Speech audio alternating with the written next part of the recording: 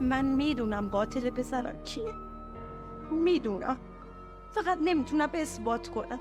به هر کی گفتم من کمکی نیاز دارم شماره به من معرفی کرد. من الناز قدیری هستم، وکیل پایه که دادگستری. گره های کوره این پرونده به دستان دایی کاراگاه هم که چند وقتی بازنشسته شده و توی کارگاه خیاطی مشغول به کار باز میشه. موضوع خیلی موضوع عادی بود، نمیدونم از کجا شد. نسرین نامادری شروین ازم خواست که به این پرونده رسیدگی کنم. منم خلاصه پرونده رو برای داییم میخونم و پرونده رو میسپارم بهش. فعلا قرار نهایی دادگاه صادر شده، نه رأی قطعی. مطمئنم که داییم میتونه توی دادگاه تجدید نظرخواهی رأی دادگاه رو برگردونه. امکان نداره من دیگه آدم ثابت باشه، ولی نهایت تلاشم میکنم با شما همکاری کنم یه روح بچه من در آرامش باشه. خیلی خوب. ببینم الان پردیس قاتل شناخته شده؟ بله. اگه اجازه بدین اول برم سراغ عروسی داداش حشمت. اسمش نعمت. نعمت. وای خاله عروسی منن. خوش ناموس قدغن، زن و بچه خط قرمزه. میریم تو سری و سر میایم بیرون. خوش شنیدید سلا پایین. نزنید کسی رو ناقص کنید ها. میخوام ما رو که دید خوش رو خیس کنه. همین.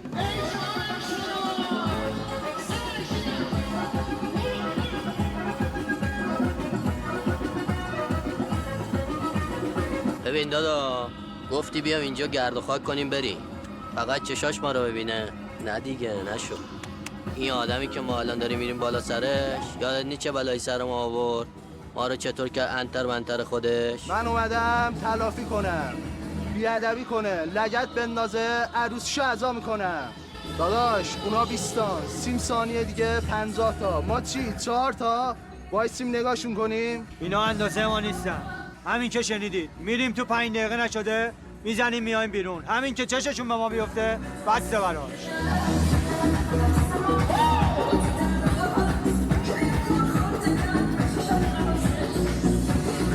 ما فقط با یکی کار داریم.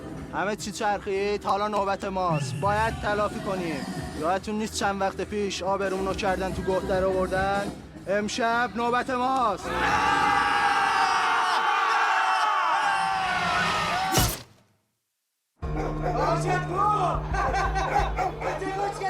بگو دیگه داشت کن نشده داشت کن کجاست ببینه زوارت در رفته؟ داد تلفنی. بچه خوش کنالی دیده من تلفن آبیزون شدی جشن به خدا.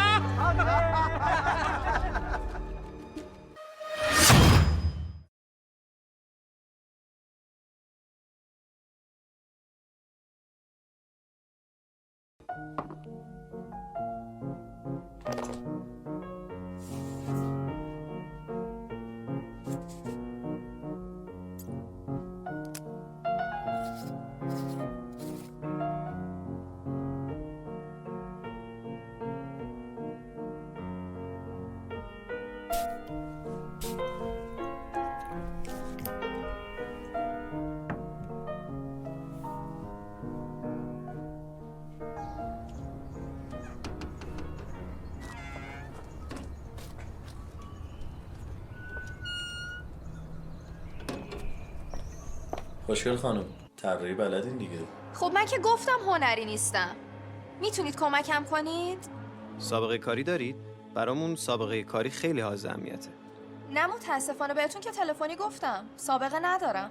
کار هنری دوست دارم ولی پولش برام مهمتره. چقدر حقوق مد نظرتونه؟ اون دیگه بستگی به شما داره. به حقوقش نیاز دارم. براتون مقدور هست تا دیر وقت بمونید؟ مثلا چه ساعتی؟ میتونم یه سوال خصوصی ازتون بپرسم؟ بفرمایید. با شبکاری که مشکلی ندارید؟ نمیتونم، مسیرم دوره. شما متأهل هستید؟ خیر. جنوب شهر. من این کاره نیستم. بهت نمیخوره بچه پایین شهر باشی؟ به کجا میخوره؟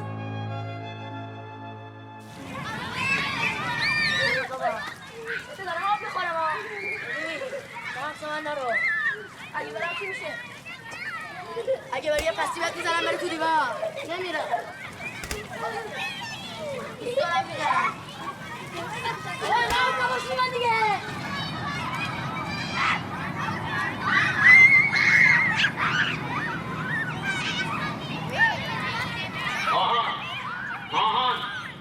یه دفتر.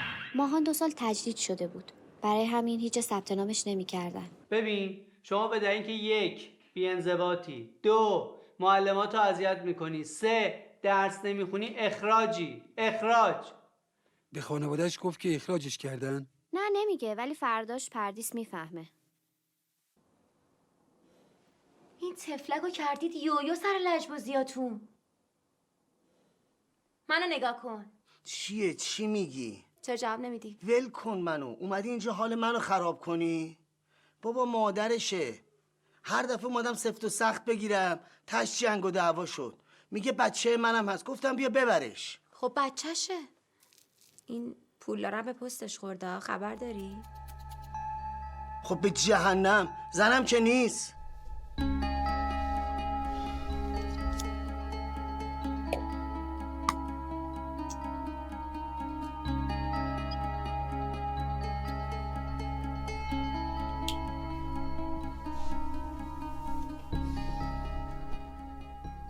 اون میدونسته چیو؟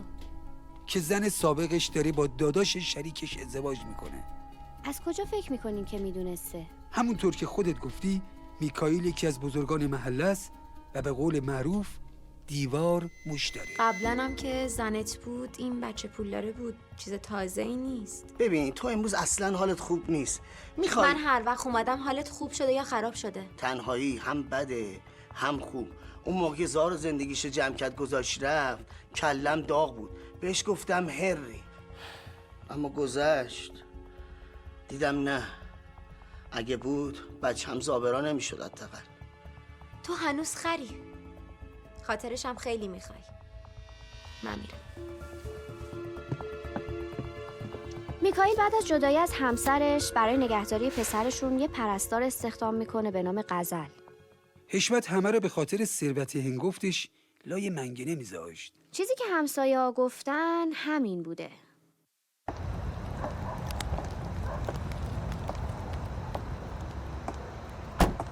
مگه یهو ببینمت کم لطفی میکنی؟ تو محل شما رو نمیشناسن که. چی میگن پیش خودشون؟ فکرشون 1000 جا میره. بعدشم من صبح میرم شب میام. تو محلم باشم خونم ول نمیچرخم که. این دور و بریا 2 تا محل بالاتر 2 تا محل پایینتر همه منو میشناسن. همه میدونن من هم صاحب گاراژم هم ملاک. همه جا اسمم هست از بس که کار خیر کردم. فکر بیرا نمیکنن. بعدشم اولا من دوست باباتم، بعدشم شریکش. تو رفیق و شریک بابامی؟ تو الان به هوا منه که ما رو انداختی از اون خونت بیرون با 6 ماه اجاره عقب افتاده. من خیلی چشام رو نداری بابات بستم. بعدشم گمون نکنم که اون قولی که بهم دادی یادت رفته باشه. الان بعضو که میبینی دنبال جان بریم از این قصری که داریم توش زندگی میکنیم. واسه دستشویی 4 ماه بعد بریم زنگ همسایه رو بزنیم. تو راه نمیای، فقط میخوای کرم بریزی. آخه تو چی میخوای؟ حرف نمیزنی که. تو یه کلام بگو من بگم چشم. برگشتی دوباره سراغ مواد. ببرش بخوابونش کمپ. یه 20 میلیونم پول نیاز دارم. داری؟ یا نداری؟ همین. بعدشم اگر ببریش بخوابونیش کمپ کمتر رو مخ ما را میره. وقت منم از اینی که الان هست در دسترس دارم. من واسه تو 20 تومنم پول خورده. پول درش نیست که. 2 بار رو حساب رفاقتم بردمش کمپ که ترک کنه. دیدی که 2 روزی زد بیرون، دوباره شروع کرد. تو که غریبه نیستی. الانم یه ملکو گرفتم کوبیدم. دست و بالم تنگه. تو حساب کتابم کم آوردم. کسری دارم. یه مقدار پول تو داشبورد هست. میخوای همونو بردار. چقدی هست؟ یه 4 تومنی میشه. از 20 رسیدی به 4 تومن؟ فعلا همینه دیگه. اصلا تو غلط میکنی بابای منو ببری کم. فهمیدی؟ من اصلا پول لازم نیستم. از فردام هر جوری شده میرم هر کاری میکنم یه پول جور میکنم بشه پول پیشه سقف بالا سرمون. پولایم که خورد خورد از بابام کندی بردار به جای اون پول پیشای عقب مونده. دیگه این ورا پیدا نشه ها. حالا چرا اوقاتتو تلخ میکنی؟ صبر کن. بیا بشین تو ماشین 2 کلمه حرف بزنیم با هم.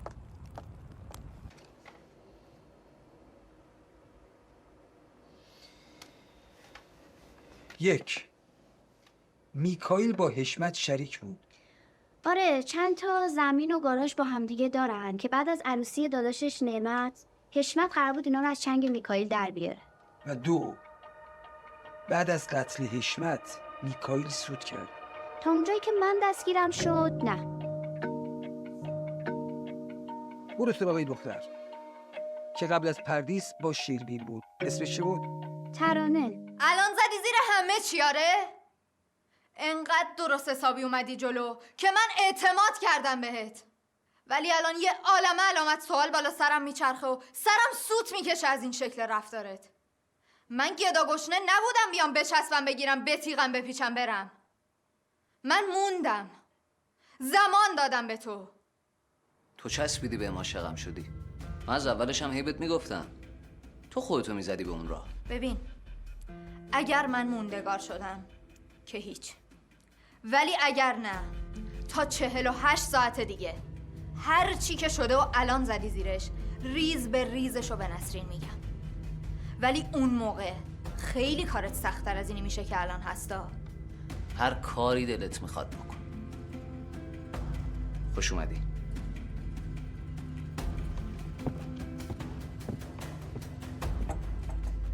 ترانه اعتیاد داشت و تحت تاثیر دارو بود. نتونستم زیاد باش صحبت کنم، ولی با داداشش حرف زدم. اسمش هوتنه. هوتن. ببین، میخوام خیلی دقیق مو به مو از آخرین باری که ترانه اومد خونه برام بگی. آخرین باری که همو دیدن دعواشون شده بود. ترانه وسایلش رو جمع کرد آورد خونه. رفت تو اتاقش، درم محکم بست. یعنی پدر مادرتون اون روز خونه نبودن؟ اون موقع رفته بودن اسپانیا. نگران بودم با خودش کاری نکنه. به زور درو شکوندم رفتم تو. داشت برای اون پسره تازه به دوران رسیده گریه میکرد. از اولم بهش گفته بودم این آدم بی خودیه. ولی اون به خاطر اینکه بیشتر بهش نزدیک شه رفت پیش مامانش نسرین کار کنه. 2 روز بعد رفت آرایشگاه. شبش نیومد خونه. هرچی زنگ میزدم پیام میدادم جواب نمیداد. فرداش رفتم دنبالش. نسرین گفتش دیروز اینجا بود، اومد تصفیه حساب کرد و رفت. به همه دوستاشم زنگ زدم، هیچ کدوم ازش خبری هم نداشتم. آخر رفتم سراغ پلیس. لیست تماساشو که چک کردن آخریش با شروین بود.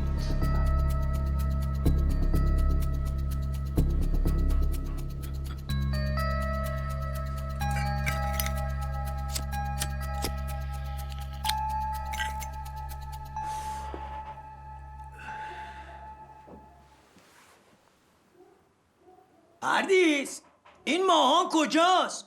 معلومه دیگه، کوچه بره. هر موقع من اومدم گوش این بچه رو بپیچونم این ناهید عینهون لنگ دمپایی پرید وسط. خب معلومه این بچه دیگه واسه ما تره هم خورد نمیکنه.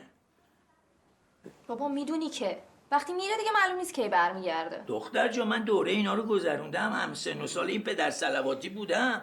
خدا بیامرزه بابامو. غروب که میشد دیگه فوتبال و بچه محل و محل اینا تعطیل، مثل بچه آدم سرمو مینداختم پایین میومدم کپ مرگمو میذاشتم. الان جرئت ندارم به این الف بچه بگم بالا چشت ابروه.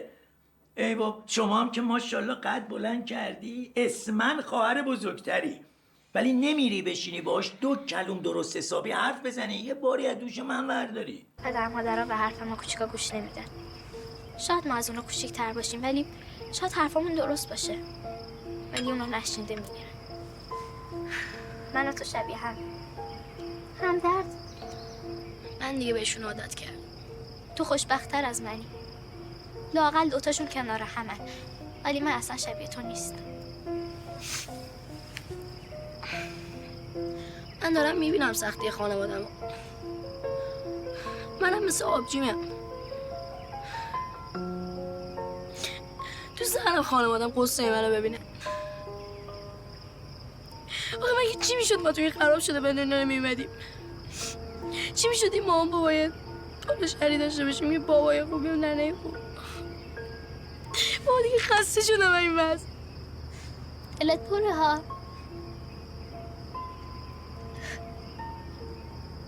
کاری ندارم، ماهان کم عقله، بچه است. ولی یه وقت حرف درست بعد از همین بچه شنید. یعنی چی؟ یعنی همین.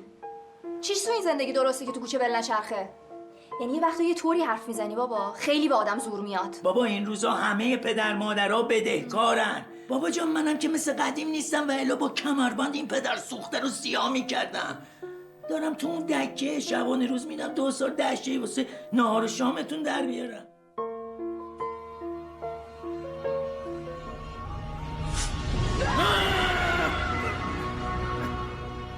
اگه تو شاهی خودتو ثابت کن.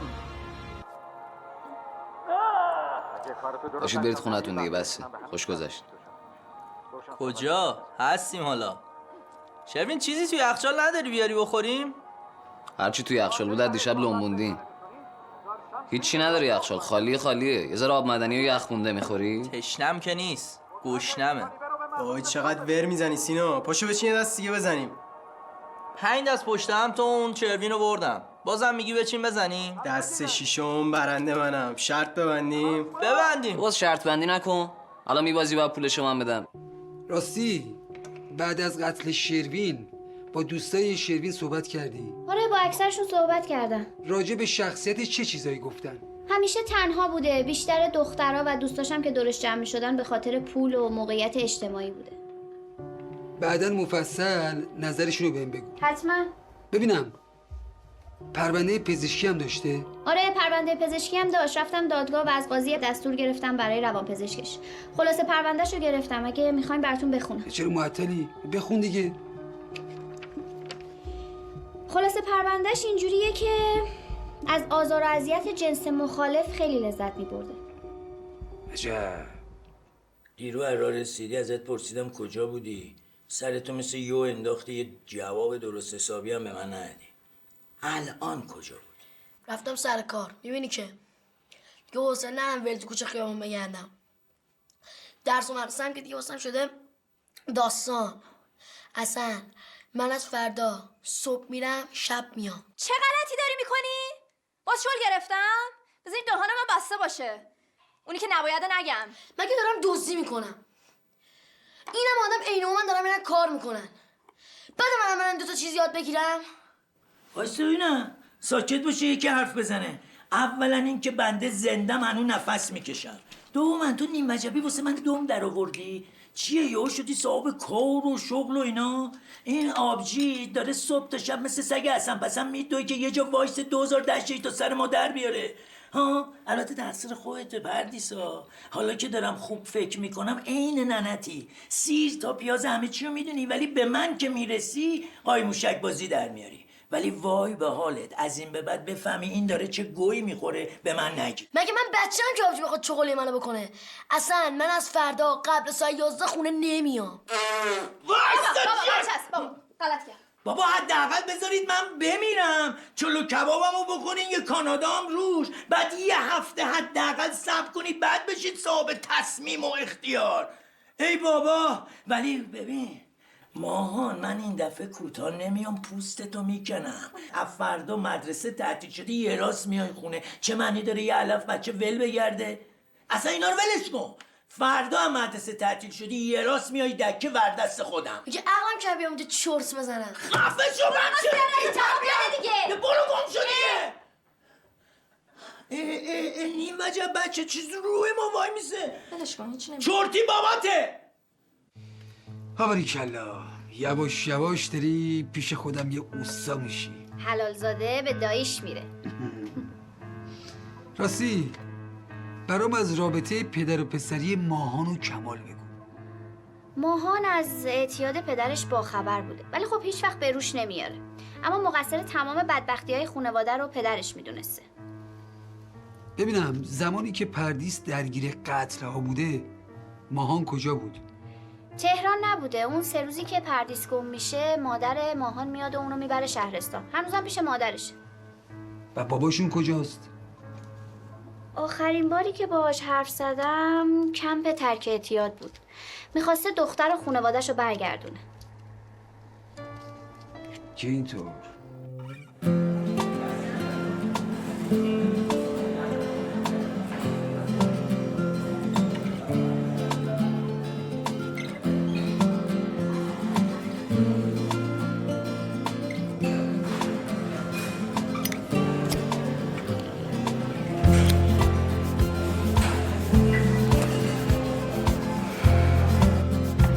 باز میخوام خانم ببخشید.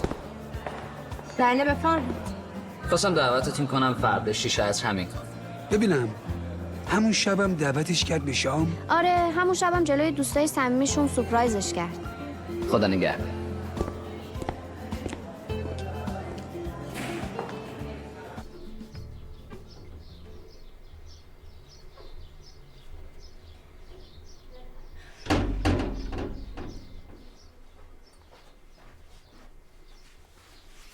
سلامت کو؟ آقای ماهان خان، این دفعه سوم بود. با کلی التماس مدیرتون رو راضی کردم. این دفعه اخراجت میکنن ها. اون وقت من دیگه به مامان دروغ نمیگم. با من نخوام برم مدرسه باید کیو ببینم؟ خیلی بلبل زبون شدی یا؟ اصلا مگه من باید درس خون بشن؟ تو ترک تحصیل کنی اینا بفهمن یه مشکلم میاد رو مشکلای دیگه‌مون. باشه نخون. سن یکی در میون برو، من که حریفت نمیشم. ولی درس و مدرسه رو ول نکن. بذار هرس و جوش تو یکیو دیگه نخوریم. با من برم نرم چه فرقی میکنه؟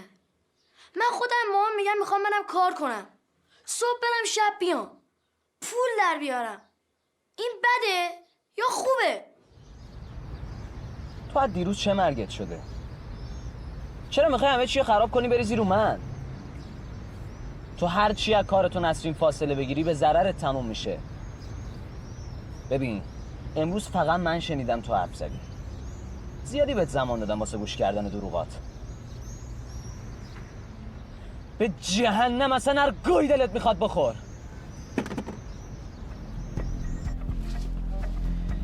راستی دایی جون، پرویز تو هیچ مصاحبه‌ای قبول نشد. نه ولی با پارتی بازی شروین یه جا کار پیدا کرد. پس برای همین رفت سراغ میکائیل نزول خورد. ولی پردیس برای میکائیل فرق داشت. بله فرق داشت.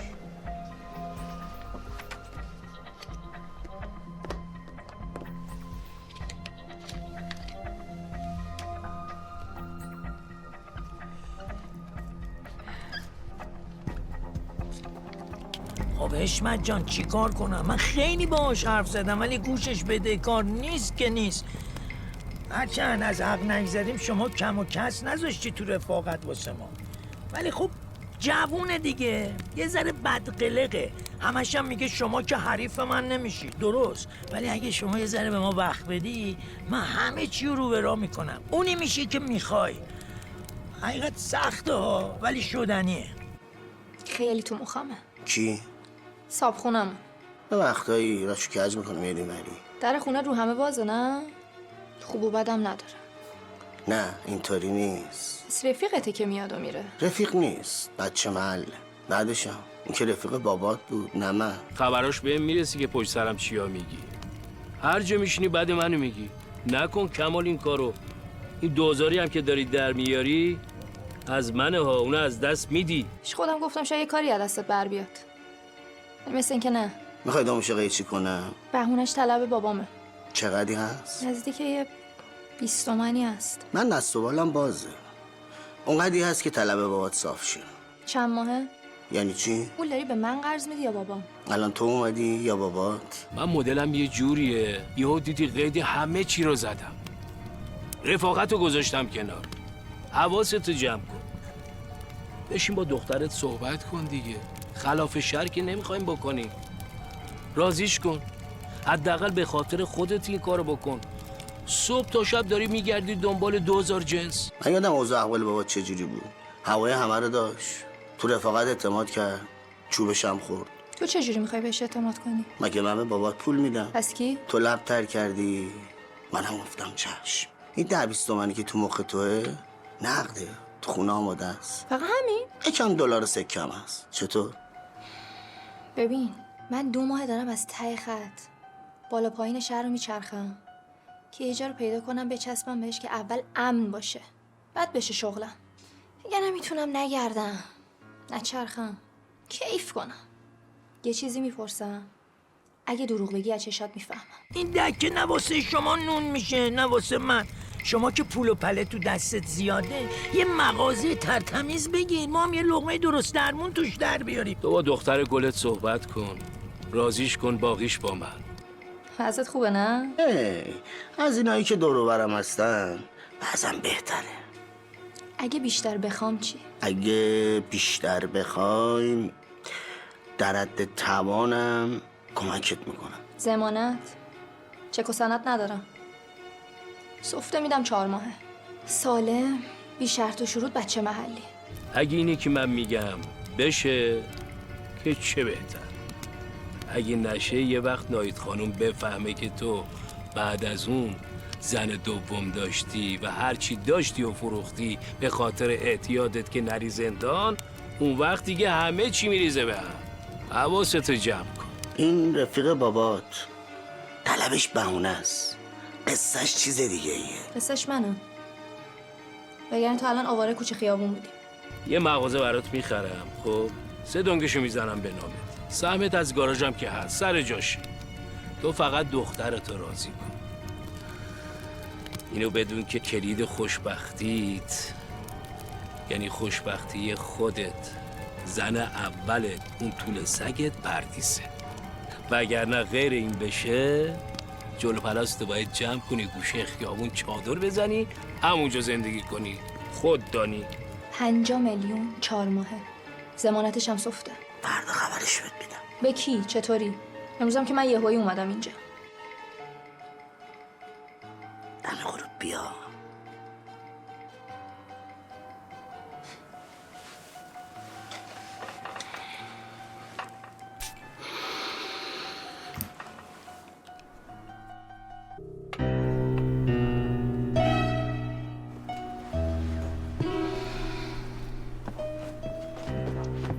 شما یه مغازه واسه من بخر، اون حساب کتاب و سهم منم از گاراژ بذار کنار. اون موقع دیگه همه چیو بسپار دست خودم، همه چیو واسه حل میکنم با خیال راحت. منم همینو گفتم دیگه، تو فقط دخترتو راضی کن. بذار یه 2 سیخ جیگر واسه بیارم حالشو ببری.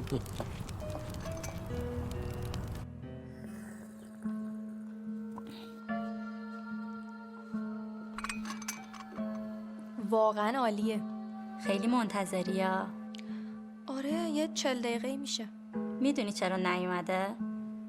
نمیدونم، شاید ترافیکه. خیلی خوب نقش بازی میکنه. خیلی آدم فیلمیه.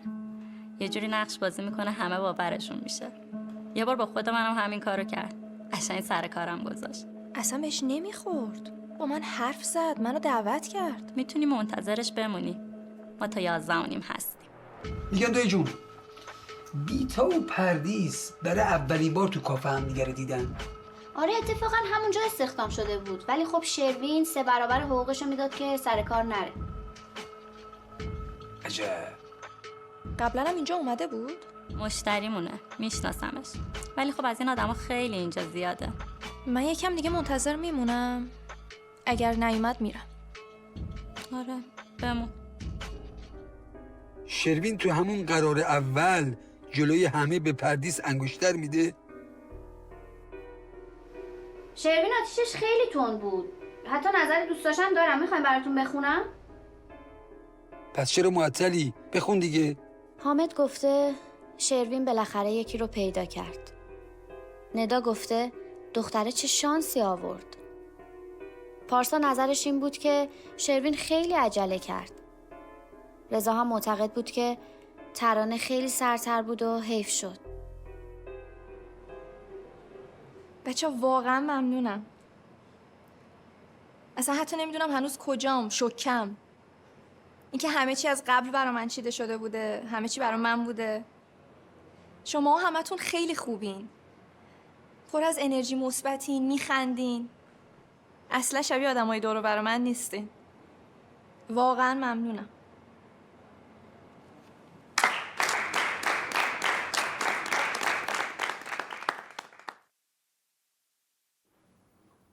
چیزی شده؟ مثل قبل نیستی ها؟ چرت نگو. تا تو سر حرفات نباشی مدل من همینی که هست. ناراحتی بگو. نه ناراحت نیستم. شام چی میخوری؟ نمیمونم. میرم کلی کار دارم. بهونه تراشی میکنی واسه فاصله گرفتن از من؟ الان که زیر یه سقفیم، هم دلی هم شرعی محرمی. خیلی هستن که به هم محرمن، زیر یه سقفن، ولی با کلی مشکل. تو رد دادی، به جای اینکه بری بشین با هم حرف بزنیم. کی میاد اینجا میره میکائیل؟ اینجا؟ کی؟ یعنی میخوای بگی کسی نیومده؟ دوستام، بچه محلام، میشناسیشون. میدونی میکائیل جان، من همیشه از سر دلسوزی حقو میدادم به تو، ولی الان دارم تازه میفهمم اون زن بدبختت که با اون بچه ولت کرد رفت همیشه مقصر نبوده. مشکل از توه. سر گوشت می جنبه آقا میکائیل. بدم می جنبه. چشات یکی رو نمی بینه. سیرمونی نداری. حالا میگی کی بوده یا من برم؟ ببین غزل، تو از اون موقعی که اومدی همش داری به پر و پای من میپیچی. من 2-3 تا دوست دارم که یه وقتایی میان تو دنبال کی هستی. وای داری کم کم قانعم میکنی. اصلا چرا من اینجا نشستم دارم تو رو سوال پیچت میکنم عزیزم؟ نه خب آخه میدونی نگران خودم و خودتم. بایدم نگرانم باشی. غزل، من هیچ وقت به تو دروغ نگفتم و نمیگم. کجا داری میری؟ همینجاست. آره خیلی با هم فاصله داریم نه؟ ما کلی با هم حرف زدیم که من دیگه این شکلی حرف زدن تو نبینم دیگه. هنوز عادت نکردم به این شرایط خوب. من واسه سورپرایز امشب 100مو گذاشتم. پس الان حالت خوبه؟ معلومه که حالم خوبه. هم از نوع سورپرایزت هم از هدیه‌ت. هدیه نیست، خواهشه. یه نوع التماس واسه موندنت. من نه شیطونم نه چشم این ور اون ور میچرخه. من از اولش هم قصدم جدی بوده. پس اینقدر زمانی کمش فکر نکن. من یکم نگرانم. زمان میخوام.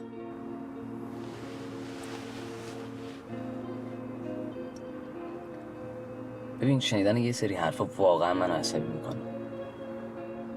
زمان. من همیشه عجله دارم. عجله؟ فردا کی ببینمت؟ فردا؟ آره دیگه فردا میام دنبالت. فردا چه ساعتی بیام دنبالت؟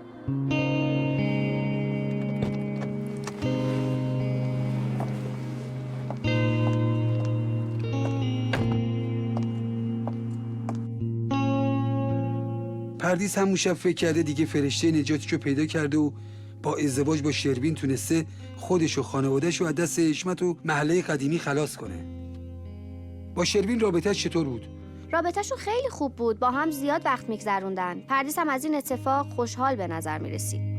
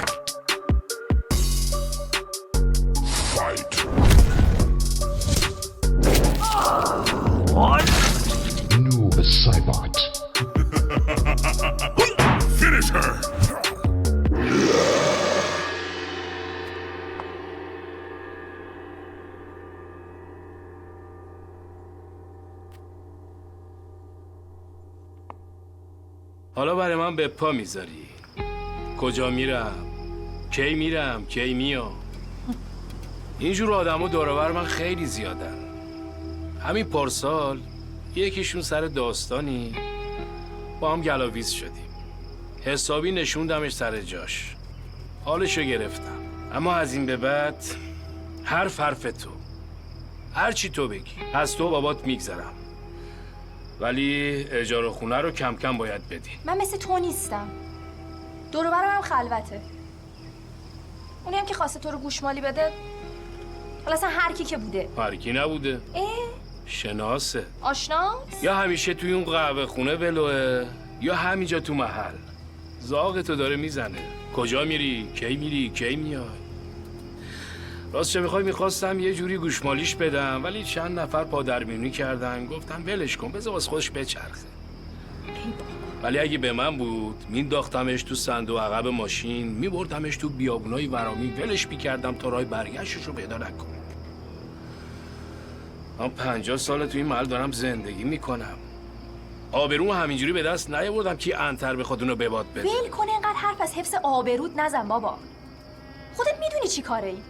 بعدشم یه طوری بگیر و به من میکنی انگار مافیای محله‌ای. خیلی اصلا یه مینیبوس بگیر، همشونو بکن تو گونی، یه شب ببر ولشون کن تو بیابون. تا پاد میرسه اینجا قیافه منو میبینی خودتو گنده نشون میدی. بابا تو چی داری مگه آخه؟ 4 تا ملک این ور اونور داری، اون از بابای خدا بیامرزت بهت ارث رسیده دیگه. اینم که ماشینت. بنز که نداری. باشه، پس من همون کاری میکنم که باید بکنم. خدا خیرت بده. یه حالی به این سیریش بدی منم دعات میکنم. الانم خوش اومدی.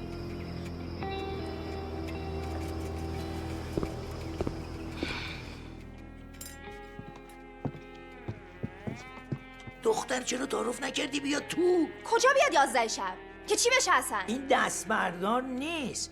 این انقدر میشینه سر کوچه و محله تا بله رو ازت بگیره. حالا حداقل بهش میگفتی پاشو مثل بچه آدم بیا خواستگاری. والا بلا همسایه ها میبینن زشته. وای بابا تو گیر اون 200 تومانی هستی که هر روز میخوای از دخل اون دکه در به داغونش کش بری. آره خب من کش نرم چجوری ازش پول بگیرم؟ حداقل یه مقدار پول از دست مشتری میگیرم، 2 تا پاکت سیگار برمیدارم. بابا ندارم که نیست. اصلا رفیقمه، راضیه، من میدونم. کی بهتر از من؟ مرد شورشو ببرن.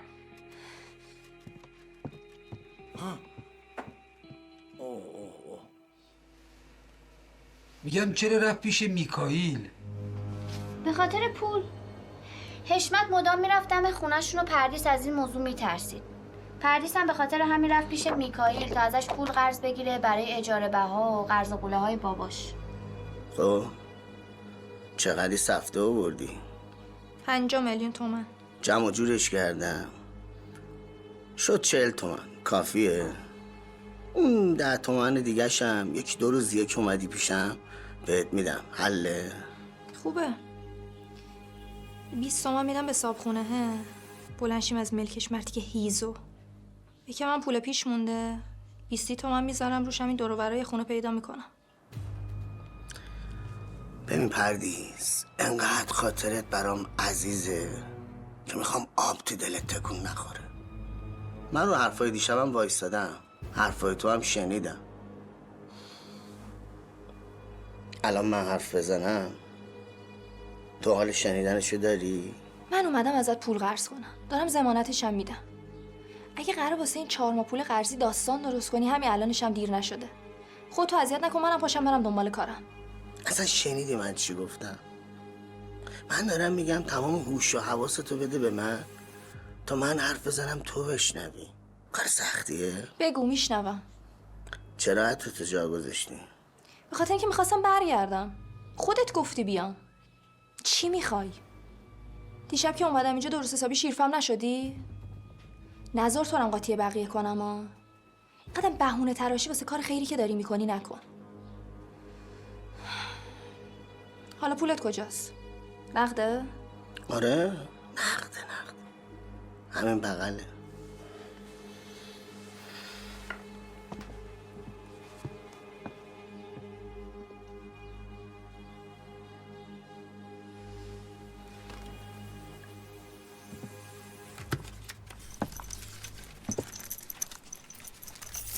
هم پول نقدت درشت داره هم دلارات. وای جواهرها رو ببین. کجاشو دیدی؟ فقط این جاسازم نیست که جای دیگه هم هست. اون وقت سهم من میشه 40 تومن.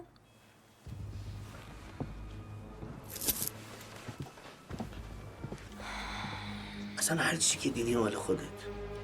یه 200 میلیون میشه. اصلا همش مال خودت. من فقط 50 تومن ضمانت آوردم. ایرادی نداره. با هم توافق میکنم. موافقم. بمون تا بیام.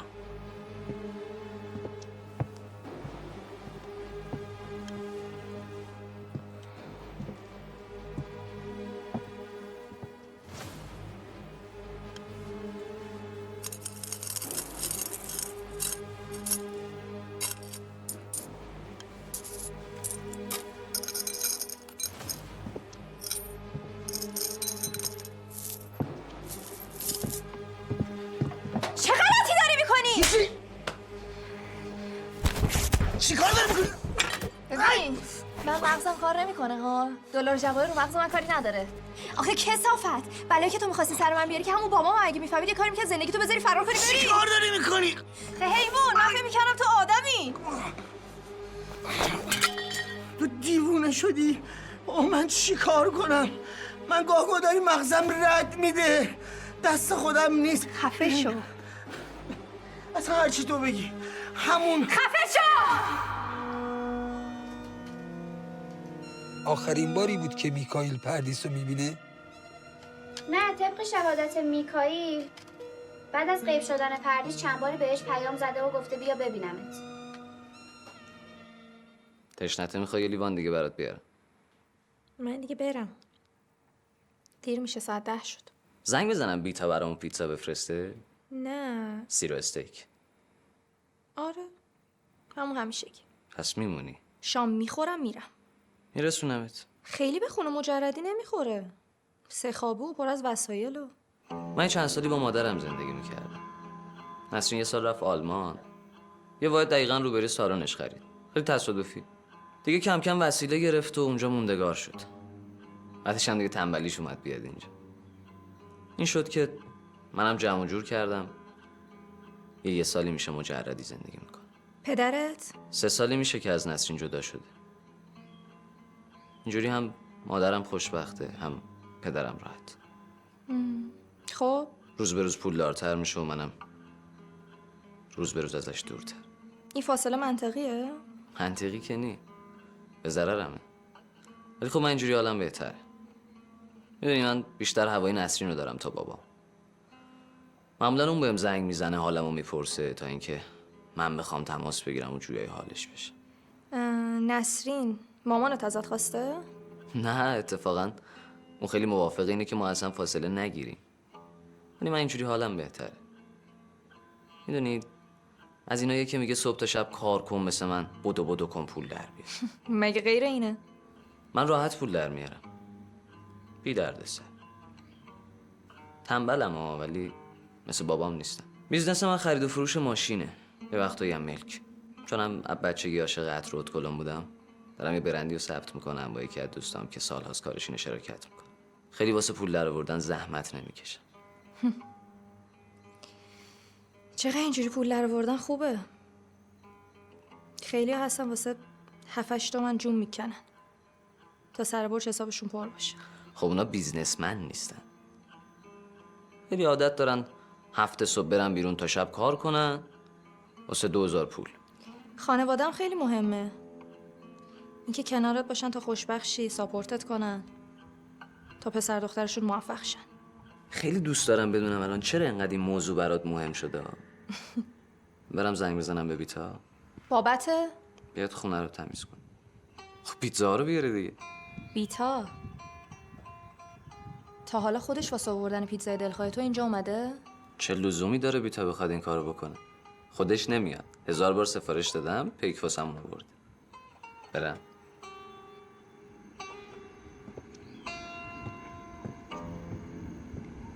ازت سوال میکنم نری بذاری کف دست آبجیتا. نمیگیرم بگم ولی اگه ازم بپرسه بهش میگم ناسلامتی اونی که داره ازت سوال میکنه باباته، بقال سر محل نیست که. میره سر کار. کار؟ کجا؟ بابا هرچی ازش میپرسم که درست جوابمو نمیده. اینجوری هم که خودش میگه یه کار پیدا کرده پاره وقت. پاره وقت؟ خالی میبنده. عین اون خودت خالی بنده. بابا تو که من بدتری. باز من بعضی وقتا شاید خالی ببندم. با من یکی بدا نکن بچه. پاره وقت دیگه چیه؟ این که 4 بعد از ظهر میره آخر شب میاد. بابا 5 روز دیدم یکی آورد رسوندتش. کی؟ نمیدونم بابا یه ماشین گونده بود این خفنم تانک بودا. کجا رسوندش؟ بابا این چه سوالیه داری؟ روز دم در خونه دیگه. تو هم وایسادی بر نگاه کردی ذوق کردی. تو کجا بودی؟ خب من چی کار میکردم؟ شروین شده بود براش یه زندگی جدید و یه شروعی تازه، ولی مجبور بود بره خونه چون داداش و پدرش تنها میشدن. چی کار کنم اشک نریز؟ هر جور بوده میخواسته زندگی دومش نگه داره. منو میبینی؟ ببین منو نگاه کن. بس کن شروین. گرفتاریای من تمومی ندارن. من کنار تو هم. تو باید ازم بخوای. این گرفتاری که دلیل اشکات شده چیه؟ کسی اذیتت میکنه؟ ببین، من اونقدی دست و بالم باز هست که بتونم تو شمال شهر بهترین زندگی رو برات رقم بزنم. آپارتمان، ماشین. اصلا تو گریه نکن، تو خوب باش، این ماشین مال تو. تو فقط بخند. چقدر خوشگل شدی. غزل دوست صمیمی پردیسه. گفته که بوی عطری که اون روز توی خونه میکائیل استشمام کرد مال پردیس بوده. همون عطری که شکسته شده بود تو سر حشمت؟ آره. راستی پردیس، دیشب داشتم میرفتم دم خونه مامانینا، یهو دیدم حشمت با گل و شیرینی اومده خونتون. حشمت؟ آره. گفتم این مردی که قالتاق واسه چی باید با دست پر بیاد دم در خونه شما؟ اصلا صبح اومدم اینجا که همینو ازت بپرسم، بگم اینجا چی کار میکرد، چه خبر بود؟ نمیدونم، من اصلا عصری رفتم بیرون، ساعت 12 اینا بود برگشتم. موهانم بهم چیزی نگفته، خبر ندارم. مطمئنی اومدش خونه ما؟ آره بابا، خودم دیدم. میگم پردیس، من فکر کنم یه داستانی هست اینا جرئت نکردم بهت بگم. دلت خوشه ها؟ آره دلم خوشه. خانومو باش، خدا بده شانس. بالا ما که از قبلی شانس نیوردیم. سر 2 سال نشده طلاق داد رفت. باید بگردم دنبال خونه. زودتر اینجا رو خالی کنیم، از شرش خلاص شیم. باورت نمیشه یه وقتی دوست دارم با همین داستان خفش کنم. بابا خره نکن این کارو. خودشو ول کن، پولشو بچسب. تو فکر کردی من چرا از فرهاد جدا شدم؟ از روز اول تا روز آخر کل مشکل ما و جنگ و دعوامون سر بیکاری و نداری فرهاد بود. این آخری دیگه کلا منو ول کرده بود. همه چی از نداری میاد. همه چی. پول باشه زن و شوهر گل و بلبلن. بابا تو از اولم نباید شوهر میکردی. اینا رو به یکی بگو که نشناستت. من که میدونم تو بخوای تو یه دقیقه یه کاری با یارو میکنی دیگه بره پشت سرش هم نگاه نکنه.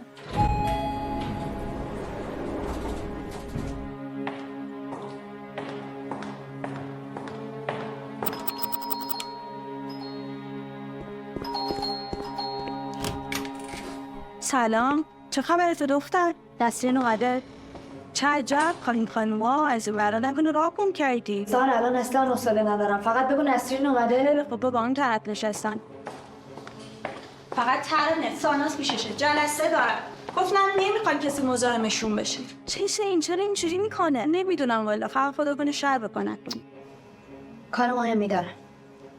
بی خبر میری سرزده میای، عجیب شدی. باید با هم صحبت کن. باش. خب خانوم، از این برا تشریف نمی آوردین. 2 روزم هست که جواب تلفن نمیدین. خوبه؟ الانم که میای همین جوری تو انگار نه انگار من وسط جلسم. هتل دیگه جالبه. چرا وایسادی؟ بفرم بشینین. ولی بهتر کنید خیلی مهم باشه، چون منتظر بهونم یکی رو جاد بیارم. اتفاقا کارم خیلی مهمه، خیلی زیاد. حوصله‌ام نداشتم بیام سر کار. خودت هم خوب میدونی نیاز مالی ندارم که بخوای برای بیرون کردن از اینجا منو بترسونی. حرفم راجع به پسرته، شروین. شروین چیزی شده؟ نگران نباش، جسمن سالمه، ولی از تو خالیه، بی احساسه، مریضه. وای باز دعواتون شده ها؟ واقعا دیگه به من ربطی نداره ها. آقا با هم نمیسازید، خب ولش کن دختر. یه ذره برای خودت ارزش قائل باش ترانه جان. ولش کن، بذار بره به جهنم که نمیخواد. چقدر اعصاب خوردی، چقدر ناراحتی، چقدر باید تحمل کنم، هم من هم تو. ولش کن دیگه خسته شدم. بزرگ شید تو رو خدا. اتفاقا یه چند روزی هست که دیگه با هم نیستیم. خب هیچ نیازی هم به وجود همچین آدمی تو زندگیم نداره. خدا رو شکر. ولی الان شرایط خیلی فرق کرده. چی شده؟ چه فرقی کرده؟ یکی دیگه هم با همه. ها؟ کی؟ یه دست صبر کن. سارا جان، یه خواهش دارم. اوکی نسرین جان، تا زمانی که شما نگین نه کسی داخل میشه نه تماسی رو بس میکنم. ترونه حاملی. عزیزم در پیش من عزیزم، مامان شدی عزیزم.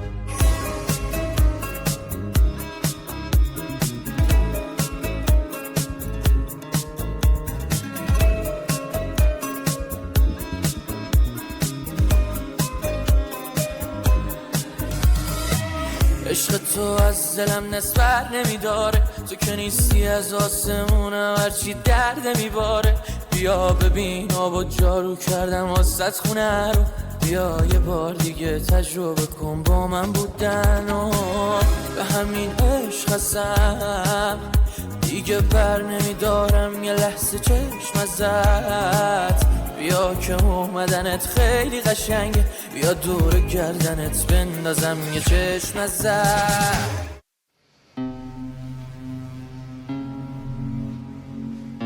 برو سراغ گزارش پلیس، هم حشمت هم شروین.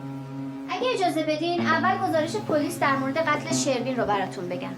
بعد از 2 روز جنازه شروین رو پلیس پیدا میکنه. چطور متوجه شدن و قتل چگونه اتفاق افتاد؟ صحنه قتل رو میکائیل گزارش داده. صحنه جرمم بدین صورته که پردیس تونسته دستاشو باز کنه، با یه شیء نسبتا سخت به سر شروین ضربه وارد میکنه و بعدم با طناب خفش میکنه. ببینم مورد مشکوکی در خونه شروین پیدا نکردن؟ چرا؟ طناب، چسب خونی، خون پردیس و شروین و حتی یه سرنگ آغشته به مواد هروئین.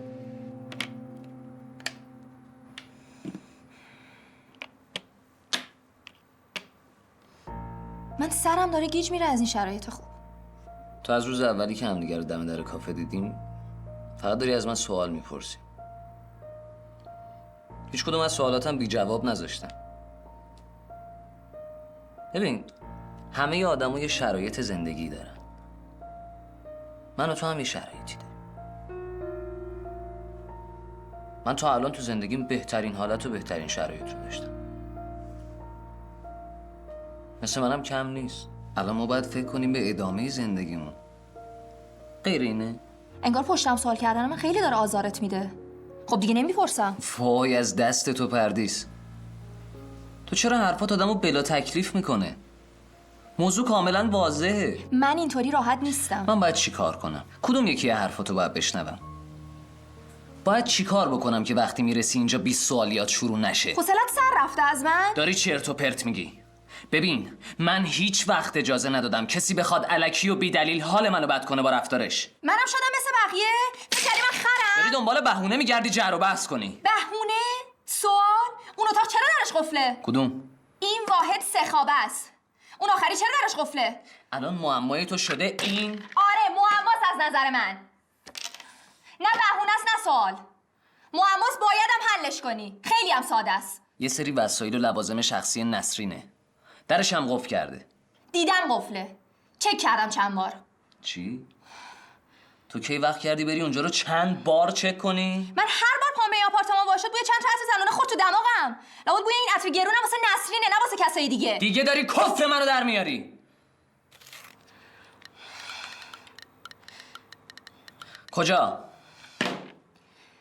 دارم ماشین میگیرم برم خونه. نبینم دنبال من راه بیفتی بیایا. چرا داری به من زور میگی؟ بابا من کلید اون اتاقو ندارم. بازم کنم ببینی خودت متوجه میشی. اونجا یه تخت 2 نفره است و چند تا عکس نسرین و بابام با یه سری آلبوم شخصی و لباس. الان اینا مهمه واسه ادامه زندگیمون؟ زندگیمون؟ لابد این وسایلم میشه جایزه من. ببین اگر در اون اتاق باز شد که هیچی. اگر باز نشد از همینجا بای بای. من میرم دیگه هم نمیتونی پیدام کنی. نه اینجا نه هیچ جای دیگه. حالا تصمیم بگیر. یا کلید اون اتاق خواب یا من. کدومش؟ به کمال خبر دادن که پردیس میره پیش میکائیل. کی خبر داد؟ احتمالاً از طرف حشمت بوده. چقدر تلخه. یه قهوه دیگه واسه میاری؟ برات درست میکنم. اصلا چرا چای نداری؟ اهل چای نیست. ناموس نداری، عقل نداری، ذاتت کثافته. عین تو زیادن ها. یکی مثل تو یه لاقبا کلن با 2 دست لباس و شلوار.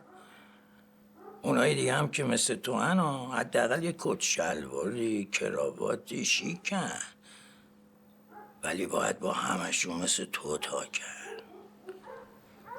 50 سال تو این محل عاشق دختر همسایه شدم، زن گرفتم. چه دوران خوب و خوشی بود. بر پدر رفیق ناباب لعنت. حال کردی چی جوری دخمتو گرفتم بلندت کردم با مخ کوبیدمت زمین حق صدا کردی.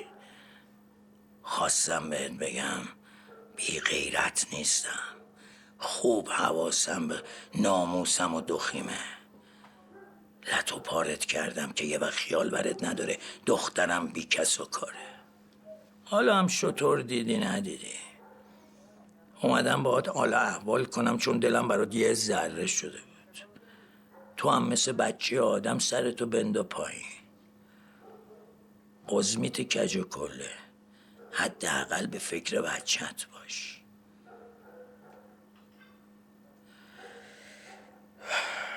حالا پاشو برو یه قهوه بیار بخوریم بریم. پاش. اون روز وقتی که ترانه رفت نسرین خیلی عصبانی بود. دست و پاشو گم کرده. خیلی سردرگم بود. مشخص بود یه اتفاقی افتاده.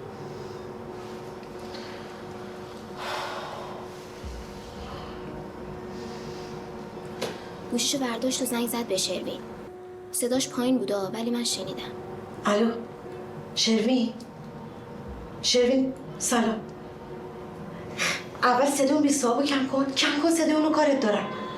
ببینم تو چه غلطی کردی. خودتو به گوش برده که دستم میگم چه غلطی کردی با ترانه. ها؟ چی به سر این دختر بدبخت آوردی؟ حرف نزن. خفه شو یه دقیقه. چیکار کردی با این دختره؟ من به بدبختی فرستادمش رفت. شدی لنگی اون بابای کثافتت؟ میکشمت. یه جورایی داد میزد رو شروین، میگفت که این چه غلطی بود کردی با دختر مردم. گندی که زدی و جمع کن. من آبروم خط قرمزمه. درست میکنی. میام بهت میگم چیکار کن. حرف نزن فقط گندتو درست کن. سر در نیاوردم ولی اتفاق بینشون افتاده بود. ببین اینو برات گرفتم که دیگه سرتو به قهوه خونه و کوچه گرم نکنی آقای ماهان خان. باشه بابا باشه. اوه این چیزا هم داره که روش اینجوری میکشن. همه چی داره دیگه. خب چی دست درد نکنه. از کجا پول آوردی واسه من اینو بخری؟ فضولی موقوف. بعدش هم ماهان منو ببین. حواستو جمع کن یه چند وقتی جلوی چش بابا نیاریش. الان اینو ببینی میخواد این بهوناشو شروع کنه قرقر کنی که چرا چالو چولار پر نکردی واسه ماهان تبلت خریدی. حواستو جمع کن دیگه. میدونی که میشناسیش. باشه بابا باشه. چند روز جلوی چش بابا آفتابیش میکنم. میبرم تو اتاق باهاش سوسکی بازی میکنم. میبرمش بیرون. حالا آبجی راستشو بگو. درس کردی؟ یکی برات کادو گرفتتش. حالا میبینیش. کی؟ حالا میبینیش دیگه. الان اینو بهت گفتم که نخوای فکر رو خیال کنی. فکر کنی مثلا قرض کردم یا قسطی خریدم. خیالت راحت. حشمت برای اینکه کدورتی بین خودش و میکائیل پیش نیاد به عروسی داداشش نرفت. اما وقتی که به عروسی داداشش حمله شد و نعمت مجروح شد، حشمت رفت پیش میکائیل تا سهمش رو ازش بخره. داش کوچیکت عین تو نیست. کاسبه. عین خود من. خوشم میاد ازش. اما تو اینجوری نیستی. دوست داری بخوری یا بخوابی. یا هرچی داری یا نداری بدی به اون زن سابقت. میشنسی واسه خود راحت زندگی تو میکردی. این چه کاری آخه؟ البته یه جوری نشون میدی که از این وضعیت راضی هستی یا ولی نه. من میدونم که راضی نیستی. به یه کاری بکن. تکلیف اون 2 مغازه رو توی گاراژ روشن کن. من الان پول پله تو دست و بالمه میتونم بخرم. داشت که راضیه. تو هم کوتا بیا. هم خودت خیر ببینی هم من حرف زدم شما شنفتی. شما بزرگتر. اصلا شما سرشناستر. کم نداری. کوچیکش همین گاراژه. هم من، هم خواهرم، هم داشتم مهران عمرات اون از اجاره اون 2 مغازه میگذره. این همه ملک داری، میخوای چیکار؟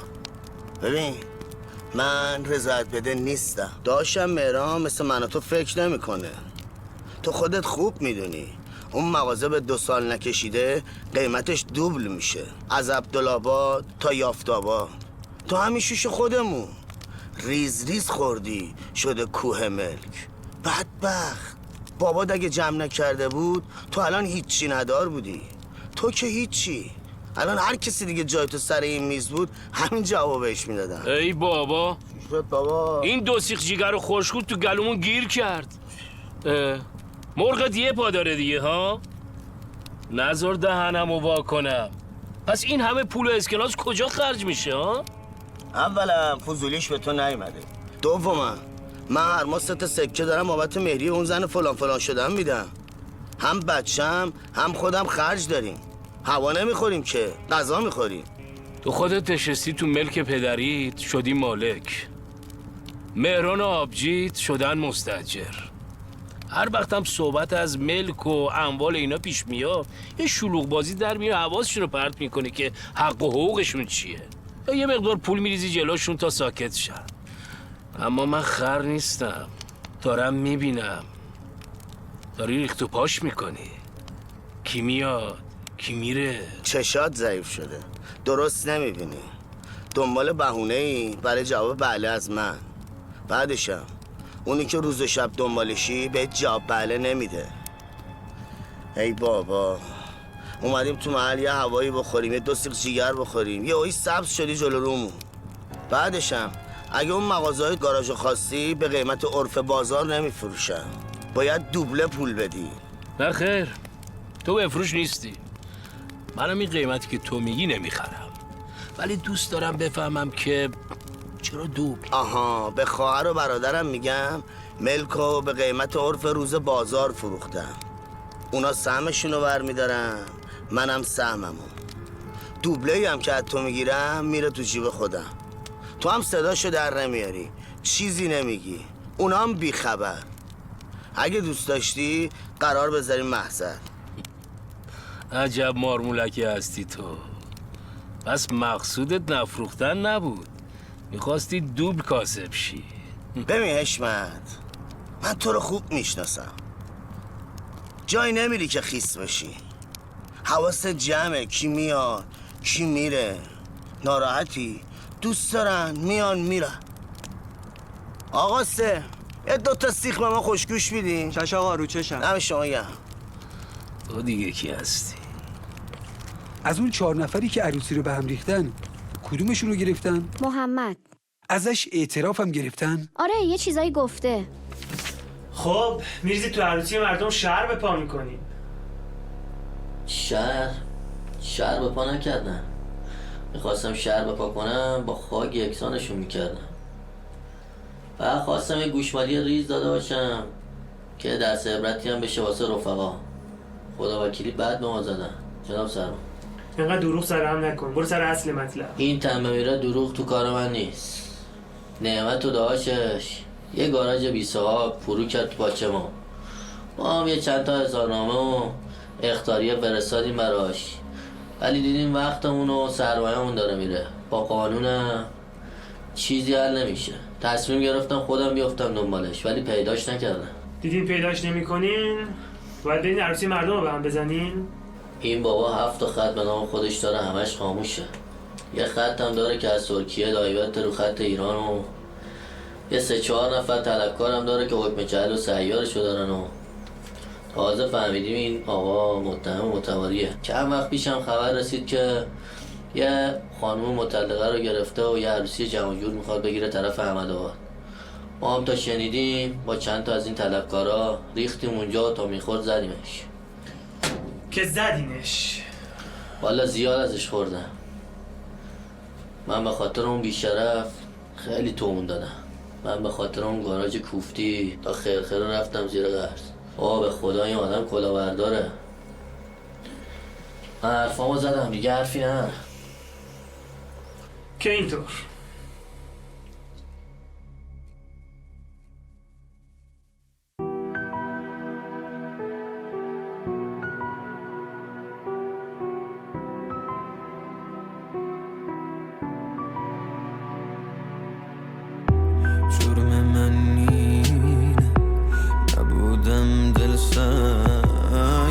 تو ظالم یه یار دلسنگ تموم رو زدی به من دلتنگ من دست خالی اروا تو با سرنگ نزدی با تیر که راحت شم تنها بستی بکش که راحت شم ببند محکم‌تر گرشم کورتر خلاصم کن نترس که اذیت شم به نهایت زمان امان امان دل دادن قربانی به یارو دل کندن یار از آن مجنون دلش خونه زیرم این باران لحظای ظلم فرار شد جنایت زمان مجنون دلش خونه زیرم این باران لحظای ظلم فراق شد جنایت زمان دلمو میسوزونه قرار بود مرم باشه زخمشه که میسوزونه جانی این زمونه نمک میسوزونه زخمای باز خاطراتو بارونه که میپوشونه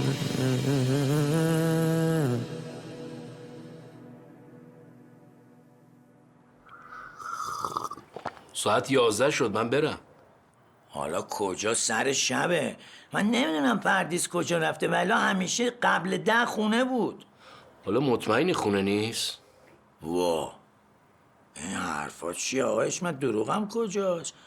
شک کردی؟ خب اینجا 2 تا اتاق یه آشپزخونه بلند شو بگه. گفتم سرزده بیام بشینیم دوره هم یه صحبتی بکنیم شاید راضیش کردیم. به جون حشمت من 10 بار با پردیس حرف زدم که بابت هر دونش بهم نگفته. بعد اون وقت شما دنبال بله ای. ببین هستن کسایی که دوست دارن خوب زندگی کنن بدون گرفتاری ها. همین دورو بر بسپر واسه یه زن پیدا کنن. بسپره؟ بله. تو خجالت نمیکشی؟ حرفای جدید میشنوم، حرفایی که ته دلت مونده بود رود نمیشد بزنی. پر روبازی داری در میاری ها. این ملکی که توش نشستی ملک منه نه بابات. داری زبون درازی میکنی، زبون در آوردی. آره الانم زبون به دهن گرفتم که حرف حق نزنم. حرف نمیزنم که تو حرف بزنی چرت و پرتاتو بشنوم. الان آقا جونم زنده بود سر تا پاتو خریده بود فروخته بود. تا اونجایی هم که من یادمه تو گاراژ ما فقط عملگی میکردی. پول نزول دادی، پول حروم گلو دفت با این بهت خوش گذشت بهت چسبید. حالا واسه ما شدی ارباب. آب پاکی رو دستت بریزم. من اگه اینجا بلندشم ولکنت نیستم ها. بابا تو به من بدهکاری غیر از سهم گاراژم. چی داری میگی واسه خودت برد ناحسابی؟ چی خیال کردی؟ زبون در آوردی ها؟ از اینجا پا نمیشی؟ راهش اینه که همینجا بکشمت خلاصت کنم تا بفهم این همه سال کی هوا تو داشته. اینجوری اگه بری زیر خاک زن و بچه‌ت از اینجا بلند میشن. فهمیدی؟ واسه من زبون بازی در ببینم چه غلطی داری میکنی؟ دخی تو نرفتی تو اتاق بودی؟ بیا بزن تو گوش من. نزنی من میزنم ها. الانم به خاطر همین بابام یه دونه نمیخوابونم زیر گوشت.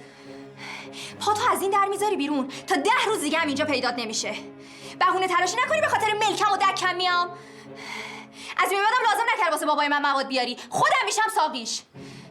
پول داشتم جیبم پر بود میبرمش تو کم میخوابونمش ترک کنه. ببین اون اتفاق خوبه بالاخره واسه همه رقم میخوره. الانم واسه من رقم خورده. یکی اومده تو زندگیم عاشقمه، دوستم داره. ببین این حلقه رو نگاه کن، خوب نگاه کن. این یعنی خواستن، یعنی دوست داشتن، یعنی که من واسه یکی دیگه‌ام. پسر مال این دور و برا نیستا. از اینا که عاشق میشن ولی پول ندارن خرج کنن. این هم عاشقمه، هم پول داره. این خونه رو بهش گفتم مال بابامه، یعنی صاحب خونه‌ایم. کافیه بهش راست بگم. اون وقت میاد ازت میخرتش، میزنه به نام من. فکر من مثل تو هم؟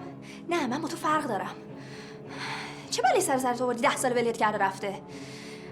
آره الان که فکر می‌کنم به خاطر اینکه هیز بودی، چشماک نبودی، تا یه خوشگل مشکل میدیدی سرت گیج میرفت. از فردا گوشی بابام خاموشه. هر حساب کتاب و سهمی هم که ازش خوردی یه لیوان آبم روش، نوش جونت، اصلا سگ خور. میمونه پول پیش اینجا که اونا موقعی که داریم خالی میکنیم میری میدم بهت. هری این همه حرف داشتی که قرار بود من بشنوم؟ خب از اولش قایم نمیشدی، میومدی از خواستگارت میگفتی. من این جغلای بالای شهر رو خوب میشناسم. یه سریشون عین کثافتن. بعضی وقتا بچهای پایین شرف دارن به اونا. اینا کارشونه. اینا یه کاری میکنن تا تو امثال تو رو گول بزنن. دوخی شما برو تو اتاقت. این آقا اون چیزی رو که باید میشنفت شنفت. میمونه 4 کلمه حرف مردونه. حشمت اگه منو بکشی خانوادم رو یتیم کنی اینطوریا نیست که. من از همین لحظه دیگه هیچ بدهی بهت نرم. میمونه یه 4 تا خنزر پنزر تو اون حالونکه که اگه کلید دکتو خواستی بیا اونجا بهت بدم. تو الان حالت خوبه، سرحالی. شب که سرتو بذاری رو بالش صبح بلند شی اون وقت میفهمی که چه غلطی کردی. بعدش هم شما دختر خانم همه چی به کت شلوار گرون قیمت، ادکلون و ماشین مدل بالا نیست. به پا گول نخوری. البته نه، تو خیلی زرنگی. گول نمیخوری. خودش عقلش میرسه. فقط دوست دارم اون روزی رو ببینم که به گوه خوردن افتادید. نشنیدی خانم چی گفتن؟ گفتن خوش آمدین به سلامت. اما بازی تازه از امشب داره شروع میشه. دهنتو به من برو، خوش اومدی. پردیس بعد از دعواش با حشمت میره خونه شروین. انگار قبلش میره پیش میکائیل و بعدش هم که میره پیش شروین. دفن،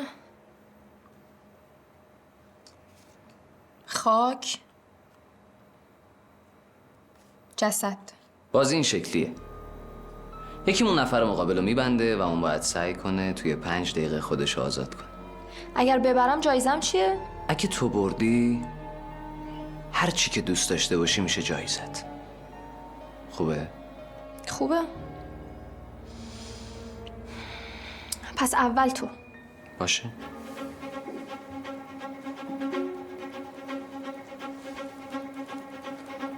بیا دیگه.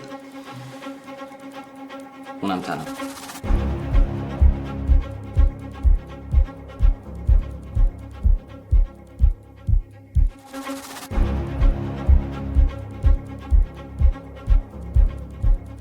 سه، 2، 1 برو.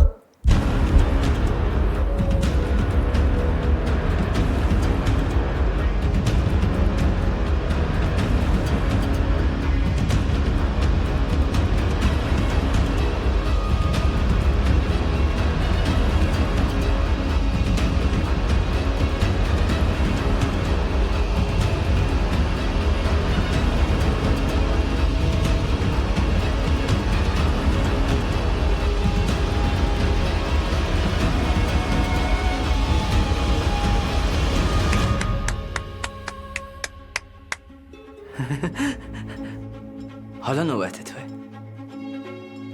بشین. ببندمت.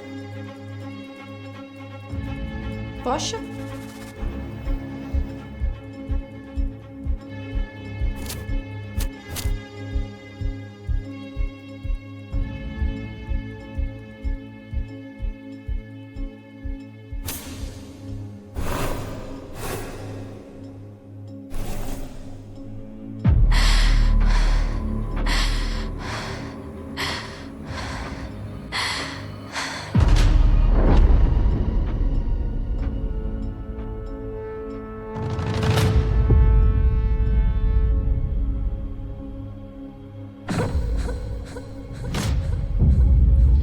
بیا منو باز کن دیگه. کی تموم میشه این بازی پس؟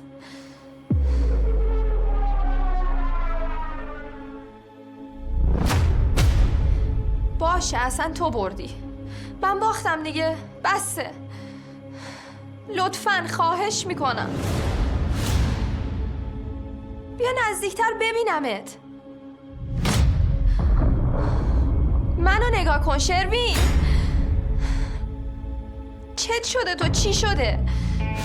چرا اصلا این شکلی با این همه فاصله؟ من دارم از درد میمیرم. چرا حرف نمیزنی؟ لال شدی؟ بیا دست و پای منو باز کن. بسه، تمومش کن.